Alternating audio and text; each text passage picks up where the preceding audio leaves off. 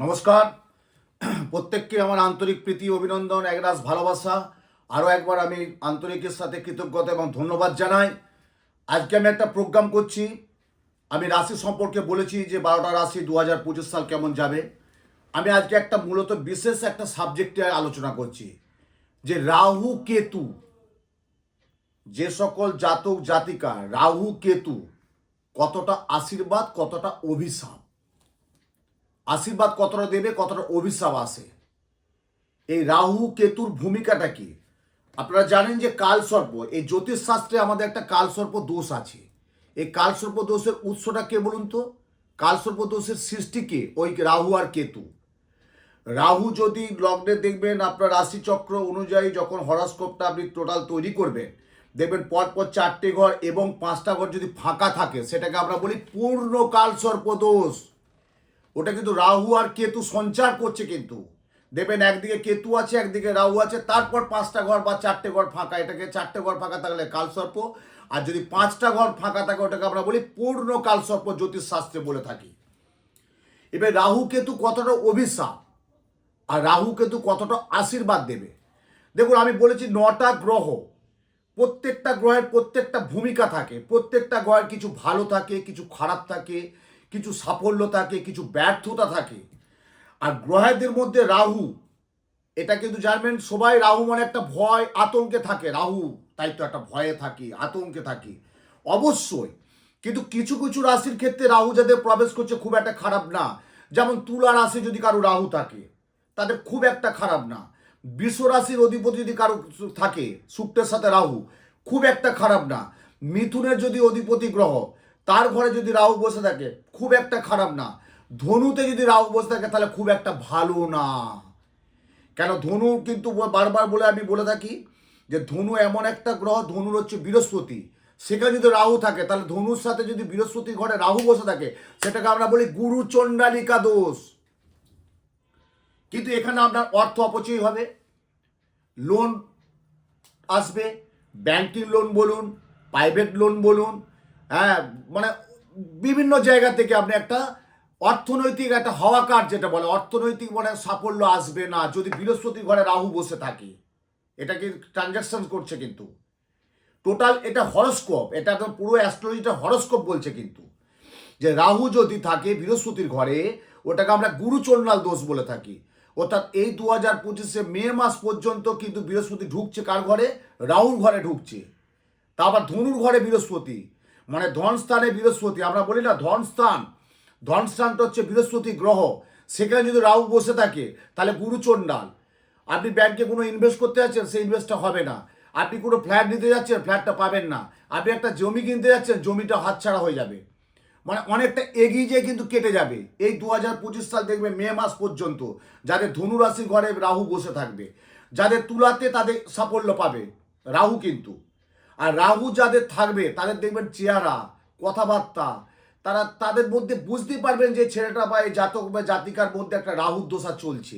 দেখবেন এরা একটা অপকর্মে জড়িত থাকবে, খুন, এই রাহাজানি, বাটপাড়ি, প্রতারিত, এবং সবচেয়ে বড় হচ্ছে অপকর্মে জড়িয়ে যাবে। নানান দিকে অপকর্মে জড়িয়ে যাবে, নেশাগ্রস্ত হয়ে যাবে। দিন রাত একটা আসক্ত থাকবে, নেশাগ্রস্ত আসক্ত থাকবে। চোখ মুখে ছাপটা পুরো চেঞ্জ হয়ে যাবে। তখন বুঝে নিতে হবে যে আমার ছেলে বা আমার মেয়ে বা বাড়ির যে কেউ, এটা কিন্তু একটা রাহুর কিন্তু প্রভাব পড়েছে, রাহুর খুব প্রভাব পড়েছে। ওর থেকে কিন্তু বার করতে হবে। এই যে বললাম রাহু কেতু কতটা আশীর্বাদ কতটা অভিশাপ। এবার রাহু থেকে বেরোবেন কি করে? রাহুর কিন্তু কাজ করতে হবে। রাহু যেমন কাজ করতে হবে, রাহুর প্রতিকার করতে হবে, রাহুর জপ করতে হবে। রাহুর জন্য কিছু জিনিস আছে, টোটকা আছে, যে টোটকাটা আমি দিচ্ছি শুনে রাখুন। যে টোটকাটা, একটা দশকর্মা দোকানে যাবেন, 3টে মাটির সোড়া নেবেন, 3টে মাটির সোড়া, একটা মাটির সোড়া নেবেন, 2টো নেবেন, 3টে নেবেন, 3টে মাটির সোড়া নেবেন। একটা দেবেন কাঠ কয়লা, মানে আমরা যে কাঠ কয়লা হয় না, যে কয়লা যজ্ঞের যে আহুতি, যজ্ঞের যে ভস্যের যে কাঠ কয়লা, সেটা একটা রাখবেন। একটা রাখবেন সর্ষের তেল, একটা রাখবেন কৃষ্ণ তেল। এই 3টে একত্রে করে গঙ্গায় ফেলে দেবেন, বা পুকুরে ফেলে দেবেন, বা নদীতে ফেলে দেবেন। দেখবেন আপনার রাহু দোষ কিন্তু কেটে যাচ্ছে আস্তে আস্তে। 3টে মাটির সরাই, 3টে পরিপূর্ণভাবে। একটা কাঠ কয়লা থাকবে, মানে কাঠের কিছু দ্রব্যাদি থাকবে, কাঠ কয়লা, পুরানো কাঠ কয়লা। একটা থাকবে সর্ষের তেল, এক ভাঁড় সর্ষের তেল, আর একটা ভাঁড়ে থাকবে কৃষ্ণ তেল। এই তিনটে একত্রে নিয়ে যদি গঙ্গায় ফেলে দিতে পারেন তাহলে রাহুর খাবারটা আপনি কিন্তু দিলেন। যেমন শনি যাতে থাকে তাদেরকে বলেছি কালো জাতীয় জন্তুকে খাবার দিতে, যে কোনো কালো জাতীয় জন্তুকে যদি কেউ একটু বিস্কুট একটু খাবার দেয় তারপর তার শনি আস্তে আস্তে কিন্তু ধায়াটা কেটে যায়, এটা দিতে হয় কিন্তু। হ্যাঁ, তা রাহুর এই টোটকাটা করবেন। আর রাহুর সিমটম বলে দিচ্ছি কিন্তু, যে সকল জাতক জাতিকার মধ্যে দেখবেন একটু চোখ মুখের ছাপ চেঞ্জ হয়ে গেছে, কথাবার্তা শুনছে না, অ্যাগ্রেসিভ হয়ে যাচ্ছে, অপকর্মে জড়িত হয়ে যাচ্ছে, বাড়িতে এসে বদনাম করে যাচ্ছে যে আপনার ছেলে এটা করেছে, আপনার ছেলে এই বন্ধুর সাথে মিশেছে, আপনার ছেলে এই জিনিসটা করেছে, আপনার ছেলেকে সাবধান রাখুন, সতর্ক রাখুন, তখন আপনার পরিবারকে বলছি, তখন ভাববেন আপনার ছেলে কিন্তু রাহু একটা আছে। ওই জন্য বললাম আজকে প্রোগ্রামটা মূলত বিষয়বস্তু কি, যে রাহু কেতু থাকলে কতটা অভিশাপ কতটা আশীর্বাদ, এবং আশীর্বাদ তো থাকবেই, তাই এর থেকে বেরোতেও তো হবে। আপনার আপনার আপনার কোনো একটা ধরুন, আপনার কোনো একটা বাড়িতে একটা একটা একটা একটা কোনো একটা জিনিস একটা খারাপ হয়ে গেছে, তা সেই খারাপের জিনিসটা যদি বরাবর না কিছু আপনি রিপেয়ারিং করে তাহলে খারাপ অবস্থায় তো থাকবে।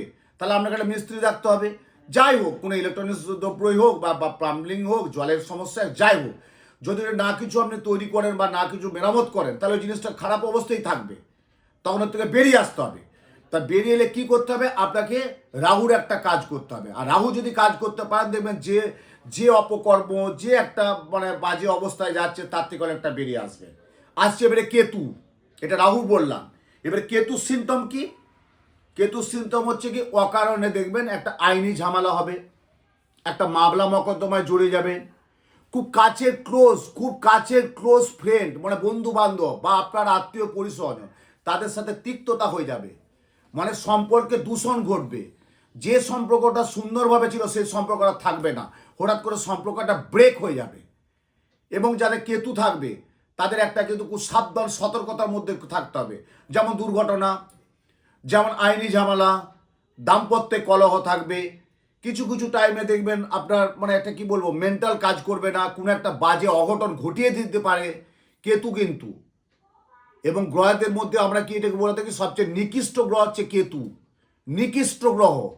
আমরা গ্রহদের মধ্যে রবিকে বলে থাকি কি উদীয়মান গ্রহ, সূর্য সান অফ পাওয়ার রবি, বুধকে বলে থাকি নাবালক গ্রহ, বৃহস্পতিকে বলে থাকি দেবগুরু, কেতু হচ্ছে নিকৃষ্ট গ্রহ।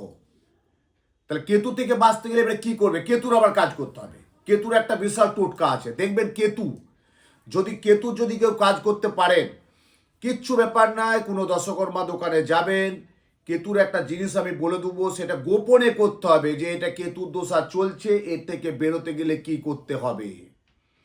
এই রাহু এবং কেতু এই যে কালসর্পের সৃষ্টিটা কে, যেমন মাঙ্গলিকের সৃষ্টি কে, লগ্নে মঙ্গল, চতুর্থে মঙ্গল, সপ্তমে মঙ্গল, অষ্টমে মঙ্গল, দ্বাদশে মঙ্গল। যদি মঙ্গল বিরাজ করে মঙ্গল অবস্থিত থাকে এটাকে আমরা পূর্ণ মাঙ্গলিক বলে থাকি জ্যোতিষশাস্ত্রে। সুতরাং কালসর্প দোষের সৃষ্টি কিন্তু রাহু আর কেতু। আমি বলছি বারবার 2025 সাল কিন্তু খুব সাবধান। আমি আগেও প্রত্যেকটা রাশি সম্পর্কে বলেছি, এখনও বলছি, পরেও বলবো যে 70% কিন্তু ভালো মন্দ নিয়ে চলবে, 30% কিন্তু খুব ভালো মন্দ নিয়ে চলবে। এই কেতু এবং রাহু অভিশাপ এবং আশীর্বাদ কতটা, আর আপনি নিজেই আয়নায় নিজেই মুখটা দেখতে পারবেন যে আমার এখন হ্যাঁ একটা কেতুর দশা চলছে, হঠাৎ করে কেন এই জিনিসটা পেলাম না, কেন হওয়ার কাজটা বাধা হচ্ছে, কেন অর্থ ধরে রাখতে পারছি না, কেন আমার ছেলে কথা শুনছে না, বা আমার পারিবারিক একটা সমস্যা আছে, নিজে কিছু করতে চান না কিন্তু জোর করে মঞ্চে কিছু করাচ্ছেন। হয়তো আপনি কোনো একটা বাজে আসক্ত থাকার কথা না, আপনি করবেন না, কিন্তু এমন একটা গ্রহ এসে যাচ্ছে, ওই যে গ্রহের ঘুরে ভাগ্য ফেরে, এমন গ্রহের চাপ, সেই জন্য আপনাকে সেই জিনিসটা আসক্ত বারে বারে করে ফেলছে, এটা কিন্তু খুব ক্ষতি হবে। যে আমি বলে উত্তম শাস্ত্রী বলেছে, এটা কথাটা মিলিয়ে নেবেন। তাই এই 2025 সাল রাহু এবং কেতু কতটা অভিশাপ কতটা আশীর্বাদ, যদি এগুলো করতে পারেন বা টোটাল একটা ভালো কোনো হরস্কোপ দেখিয়ে যদি এই দোষা অন্তর্দশা থেকে বেরোতে হয়, একটু পরামর্শ নিয়ে নেবেন, একটু প্রতিকার নিয়ে নেবেন, এবং জীবনটাকে একটু সুন্দরভাবে গুছিয়ে তুলবেন। অগোছলা করলে হবে না, একটু গুছিয়ে তুলতে হবে, ঈশ্বরের প্রতি অগাধ বিশ্বাস ভক্তি শ্রদ্ধা রাখতে হবে। দেখবেন তাহলে আপনি অনেকটা মনের বল মনের জোর পাবেন। প্রত্যেককে ভালো থাকুন, সুস্থ থাকুন, সুন্দর থাকুন, আনন্দে থাকুন, সাথে থাকুন।